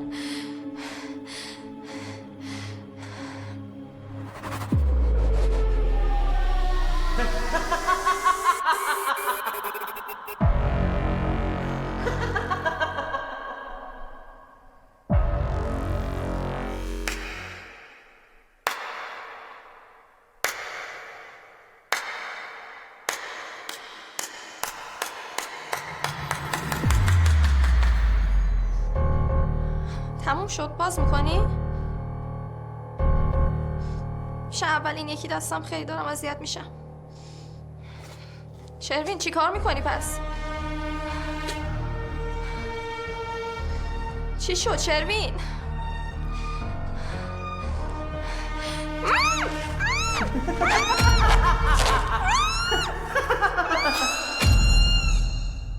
میکائیل اومد اینجا یا نه؟ مغزتو بریز تو دهن درست جواب منو بده. خبر داری ازش یا نه؟ سری آخری که اومد اینجا خودت خبر داری. خب بعدشم مگه اتفاقی افتاده که اینطوری نگرانی؟ ببینم پریشب اومد اینجا. کی؟ ننم! خب معلومه دخترم پردیسو میگم دیگه. نگاش کن چشات میگه مثل سگ داری دروغ میگی. اومد اینجا چی بهش گفتی؟ کی رفت؟ میکائیل من الان حالم انقدر بد است که بپرم خرخرتو به جوامو. پس مثل بچه آدم جواب منو بده. وقتی اومد اینجا چی گفت؟ کی رفت؟ اصلا چی شد؟ و دخترت با عجله اومد اینجا، اصلا حالش هم خوب نبود. خب ازش پرسیدم که چی شده، چه اتفاقی افتاده. جواب درست و حسابی بهم نداد. یه روبی هم نشست و بعدش بلند شد رفت. ولی واقعا 2 روز ازش خبر نداری؟ میگم نکنه یه بلا سرش اومده باشه. بلا تویی؟ من اصلا شک دارم که تو یه بلایی سرش آوردی. آقا من هرچی میدونستم و بهت گفتم. من کجا و ناموس تو کجا؟ بابا ما هم ناموس داریم، بچه محلیم، همسایه‌ایم، خوب و بد سرمون میشه. دخترت اومد نشست اینجا داشت از استرس سنکوب میکرد. بهش گفتم آقا چی شده؟ چه اتفاقی پیش اومده؟ برگشت گفت ازم نپرس، نمیتونم بگم. گفتم خب اگه بهم نگی منم نمیتونم کمکت کنم. هر چی گفتم جواب سر بالا داد. پا پیچش شدم که ببینم گیر و گور کارش کجاست. هیچی نگفت. بعدم یهو بلند شد رفت. نمیدونم کجا برم سراغش. یقه کیو بگیرم؟ دردمو به کی بگم که لاعلاجه؟ دخترم همه زندگیم 2 شب غیب بشه و من ازش بیخبر باشم. تمام دلخوشیم هم همین رد گوشیش بود که اونم خاموش کرده. گوشیش هم خاموش کرده؟ خب بهش زنگ بزن، برو 4 تا جا سراغشو بگیر. ببین اگه تو عالم بچه محلی کمکی از من برمیاد من کوتاهی نمی‌کنم. چه میدونم، برو 4 تا جا سراغشو بگیر. شاید خونه دوستی، فامیلی، جایی رفته باشه. بعدم تو خودتو ناراحت نکن، بالاخره پیداش میشه دیگه. تو مطمئنی همه چیو بهم گفتی؟ ببین با من قایم موشک بازی در نیارا. 2 روز اینور 2 روز اونور این دختر بالاخره پیداش میشه، همه چیو میذاره کف دستم. من از کجا باید بدونم؟ دختره دستم به من نگفت چرا اشک میریزه، چرا درب داغونه، چرا دست و پاش میلرزه. بعدش هم همش سیره به خودش بد و بیرا و فوش میداد. ده حرف بزن دیگه. ده منم همینو میگم. حتما باید بزنم تو سرت چشات بیفته کف زمین. حرف بزن. بابا به خدا، به پیر، به پیغمبر من چی نمیدونم. الان سکته میکنی میفتی اینجا. ببین اصلا میخوای یه قهوه برات درست کنم؟ قهوه میخوری؟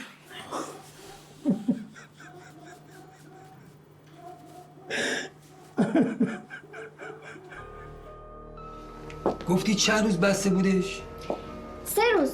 بعدش هم که خودش یهویی اومد خونه.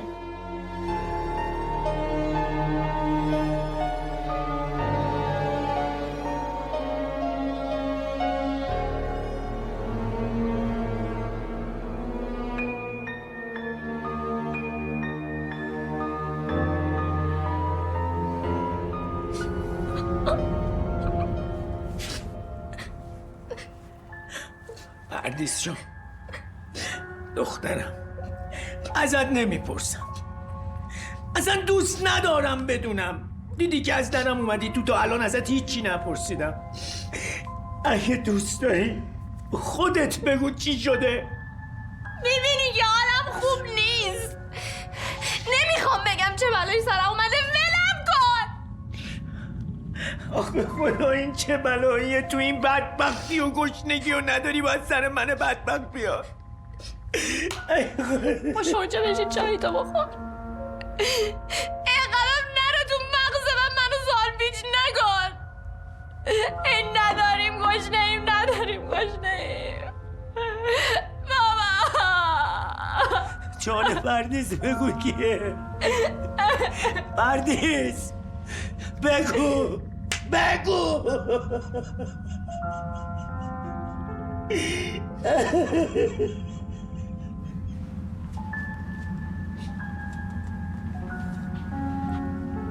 میخوای چی کار کنی؟ فراموش میکنم. همین؟ مگه چاره دیگه ای هم دارم؟ مقصر خودمم. فقط یه ذره زمان میخوام فراموش کنم.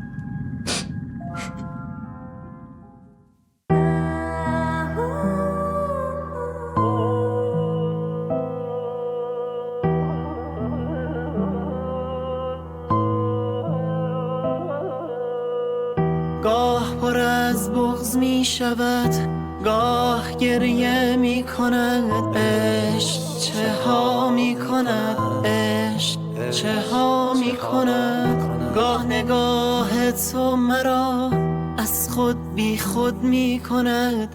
عشق چه ها می کند، عشق چه ها می کند. من به دریا زدم این دل دیوانه را. نگاه این یعنی خواستن، یعنی دوست داشتن. زبان لکنت می کند، یه لبخندت مرا از خود بی خود می کند. عشق چه ها می کند، عشق چه ها می کند.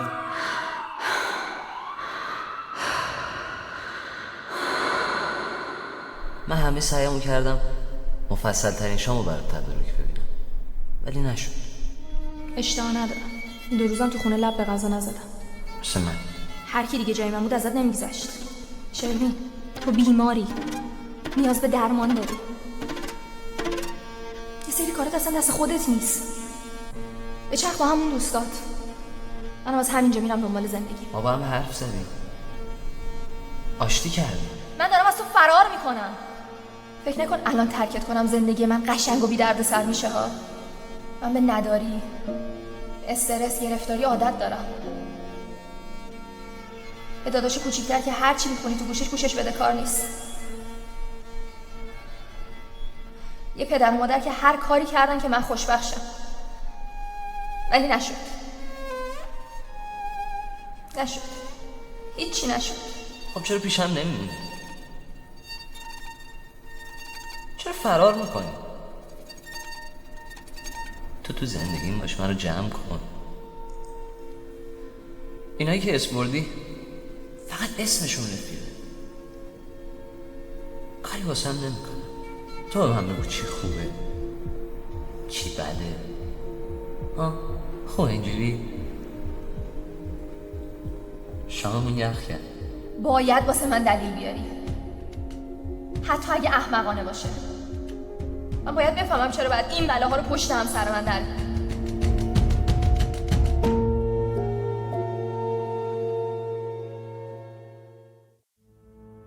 اقرار میکائیل رو بعد از پیدا کردن جنازه ها بخون.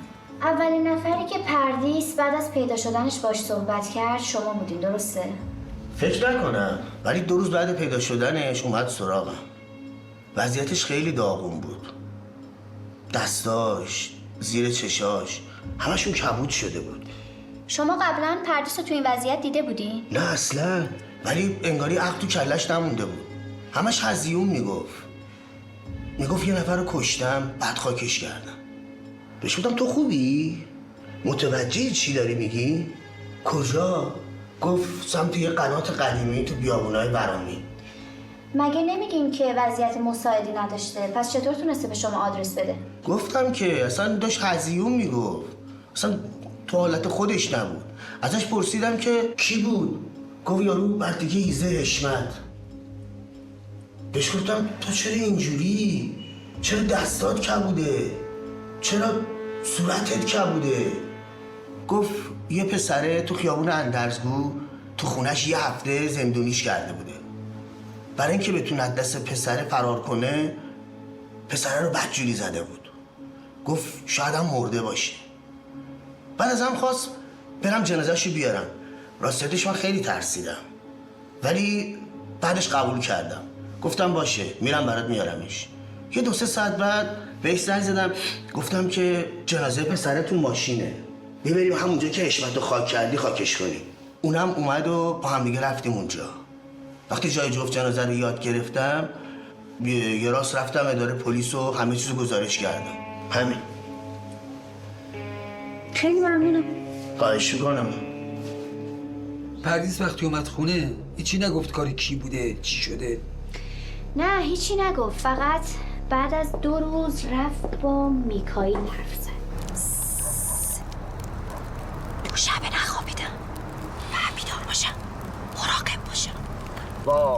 وای الان دوباره پا میشیم میری، بابات میاد در خونم شروع میکنه گوشمالی دادن من. الان با این سر و وضع اومدی پیش من؟ میتونی کمکم کنی؟ من نوکر خودتو باباتم هستم. یه مقداری پول نقد تو خونه هست، اگه مشکلتو حل میکنه بی ضمانت بی سفته بی شیل و پیله برم برات بیارم. اصلا هم فکر برگشتشو نکن. اگه دوست داشتی خورد پسش بده، اگه هم دوست نداشتی نوش جونه. پردیس من دیگه عوض شدم، دیگه آدم سابق نیستم. پول نمیخوام. افتادم توی دردسری که به هیچ کس نمیتونم زبون باز کنم بگم چه غلطی کردم. چرا من؟ چرا بابات نه؟ تو دختر اون بابایی. اون از اون سری اولی که نمیدونم کدوم بی پدر مادری مخبر شده بود که تو میای و میری، بابات اومد یقه منو چسبید. اون از اون سری دوم که 3-4 روز غیبت زد، من اصلا نفهمیدم کجا بودی، با کی بودی، چی بود، چی شد، نفهمیدم و نمیخوام، به من ربطی هم نداره. اینم از این سری سوم که اینجوری اومدی. نه من نمیتونم کمکت کنم پردیس. تو اصلا نمیخوای بدونی چی شده؟ اصلا نمیخوای ازم بپرسی چی شده؟ ول کن تو رو خدا، من دنبال درد سر نیستم. اگه گیر و گورت مالیه من یه کوچولو میتونم کمکت کنم. پول لازم نیستم. پس اینو بگو، حتما یکی پیدا شده بی ضمانت بی سفته پولشو بهت ببخشه. آها پس چرا این وقتی شب قرار گذاشتی اینجا ها؟ چرت و پرت نگو. کی از تو بهتر؟ هم دلت صافه، هم بی شیله پیله ای. حالا درسته مدل یه جوریه مردون است، من دوست ندارم، ولی چی؟ من چیزی کم ندارم. هم خونه هست، هم صدنگ مغازه‌ای که توی گاراژ مال بابام بوده، اجارش هم نقده. خدا رو شکر همیشه هم جیبم پر پول بوده. تو مرگت چیه؟ دوست داری صبح تا شب بدوی دنبال پول؟ خب پول هست دیگه دختر. پردیس من زن سابقم با هم کاری کرده که مجبور میشم نصف مال و اموالمو بابت مهریه‌اش بدم. تو دیگه اذیتم نکن. یکم به وقت بده بهت فکر کنم. میکائیل، اختلاف سنی من و تو 20 ساله. من میدونم تو آدم بدی نیستی، ولی یه خورده نگرانم. این حرفا رو ولش کن. جواب قطعی رو کی به من میدی؟ اول گوش بده ببین من چی میگم. با یه غلطی کردم، نمیتونم تنهایی از پسش بر بیام. شده برام کابوس. دو شبه نتونستم پلک رو هم بذارم. چی شده انقدر پریشونی؟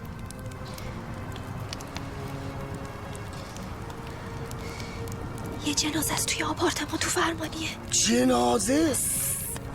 وای تو چی کار کردی پردیس؟ دنباله یه جای امنم دفنش کنم. گفتی ترانه چند روز غیبش زده بود؟ 4 روز. آخرین تماسش با شروین بود؟ بله، آخرین تماس ترانه با شروین بود. صحبتای هوتن تا اونجایی که ترانه میاد خونه رو برام بخون. بعد 4 روز اومد خونه، داغون شده بود. خیلی آروم نشست جلو تلویزیون بدون هیچ حرفی. بعدش هم خوابید. فرداش بردمش دکتر. گفتم بچهش افتاده. تو آزمایشش علائمی هست که نشون میده معتاد به هروئینه. رفتم سراغ شروین. دیدم نوار صحنه جرم و دور خونش کشیدن. پرسجو کردم. فهمیدم یه دختره به اسم پردیس تو خونش کشتتش. آخرین باری که شروین با ترانه تماس گرفته و قبلش هم نسرین به شروین زنگ زده. من آبروم خط قرمزمه. درست میکنی. میام بهت میگم چیکار کن. میام بهت میگم. حرف نزن فقط گردتو درست کن. آماده ای؟ برای چی؟ برای آنالیز جزئیات پرونده. شروین با ترانه قرار میذاره تو خونه خودش. یه جوری دست و پای ترانه رو میبنده، هروئین تزریق میکنه و میخوابوندش.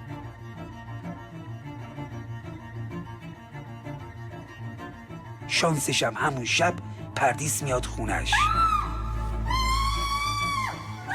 من هر بار پام به این آپارتمان باشد بوی چند تا عطر زنانه خورد تو دماغم. لابد بوی این عطر گرونه واسه نسرینه نه واسه کسای دیگه. پردیس بدون اینکه چیزی بفهمه با شروین دعواش میشه و میره. یه سری وسایل و لوازم شخصی نسرینه. درش هم قفل کرده. دیدم قفله. چک کردم چند بار. چی؟ تو کی وقت کردی بری اونجا رو چند بار چک کنی؟ فرداش بعد از دعوا با حشمت میره خونه شروین و باهاش طناب بازی میکنه. بعدش هم میبنددش. هم ترانه و هم پردیس تو خونش بسته شدن. بعد 4 روز ترانه دست خودشو باز میکنه، با شروین درگیر میشه و آسیب جدی به اون میزنه و بعد دست پردیس رو باز میکنه و پردیس بعد 3 روز میره خونه. چون هیچ حرفی راجع به این که 4 روز کجا بوده نزده. خیلی آروم نشست جلو تلویزیون بدون هیچ حرفی. بعدش هم خوابید. چرا پردیس فکر میکرد شروین رو کشته؟ پردیس توی اون چند روز ضربه روحی شدیدی بهش وارد شد. نمیتونست باور کنه که شروین تنها راه خوشبختیش این کارو باش کرده. برای همین عقلش رو از دست داد و نتونست حقیقت رو با افکارش تشخیص بده. دایی پس حشمت رو کی به قتل رسونده؟ میکائیل. میکائیل؟ بله، میکائیل. از همون اولم از دست حشمت میخواسته خلاص شه، چون زن سابقش با داداش حشمت ارتباط داشته. برای همین وقتی عروسی داداش حشمت میشه عصبانی میشه و میگرده دنبال کسایی که از حشمت و داداشش کینه دارن و اونا رو تحریک میکنه که عروسیشون رو به هم بریزن. میکائیل حشمت رو خوب میشناخت، برای همین میدونست آبرو و غرورش خط قرمزشه که خط قرمزش رو شکوندن. قبل از اینکه متوجه بشه کار کی بوده باید حذفش میکرده. وقتی پردیس میاد سراغش انگار لقمه آماده رو پرت کردن جلوش. از رابطه پردیس با حشمت با خبر بوده و قبلش هم میخواسته کمال رو تحریک کنه و بره بالا سر حشمت. حرف بزن دیگه. وقتی پردیس به میکائیل میگه که جنازه شروین کجاست، تصمیم میگیره که با حشمت یک قرار بذاره و با عطر پردیس به سرش ضربه میزنه. بعد ازم خواست برم جنازه‌شو بیارم. بعدش هم میبردش سمت بیابونهای ورامین و به پردیس میگه جنازه شروین رو بیا خاکش کنیم. پردیس، آره رفتم همون آپارتمانی که گفته بودی. بابا هیچکی ندیدتم، آوردمش. الان دقیقا رسیدم همون جایی که گفتی. اونجا با یک صحنه سازی تصنعی قتل رو گردن پردیس میندازه و متاسفانه الان همه اسناد و مدارک بر علیه پردیسه. از حال و احوال پردیس همه متوجه میشن که دیوونه است و برای همین هیچ کس حرفش رو باور نمیکنه. میکائیل اینطوری ننگ قاتل روانی بودن رو به پردیس میچسبونه و احساس خطر میکنه. این چیزی بود که من فهمیدم و تو قراره که ماه رو از پشت ابر بیرون بیاری. برای این کارم اول میری سراغ ترانه. تمام.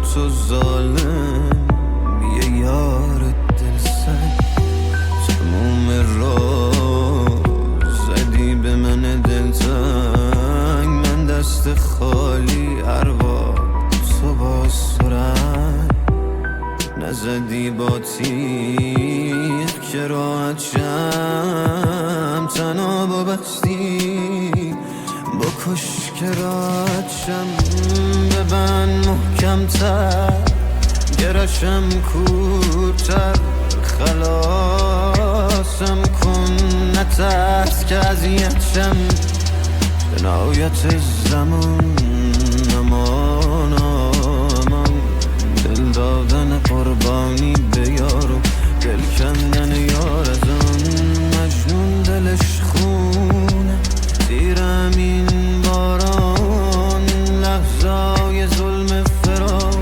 شد جنایت زمان مجنون دلش خونه زیرم این باران لحظای ظلم فراق شد جنایت زمان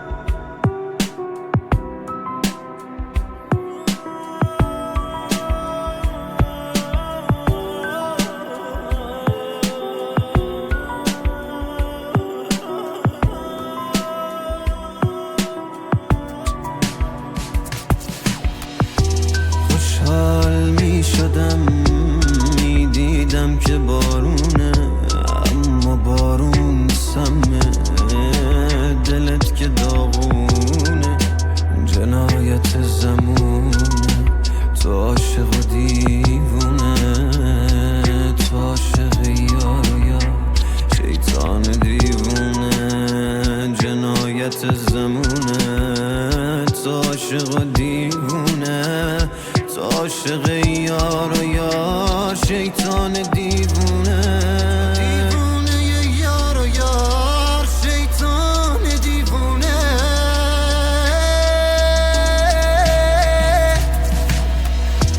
ببند محکم‌تر گرشم کورتر خلاصم کن نترس که اذیت شم جنایت زمان امان آمان دل دادن قربانی به یارو دل کندن یار از آن مجنون دلش خونه زیرم این باران لحظای ظلم فراق شد جنایت زمان مجنون دلش خونه زیرم این باران لحظای ظلم فراق شد جنایت زمان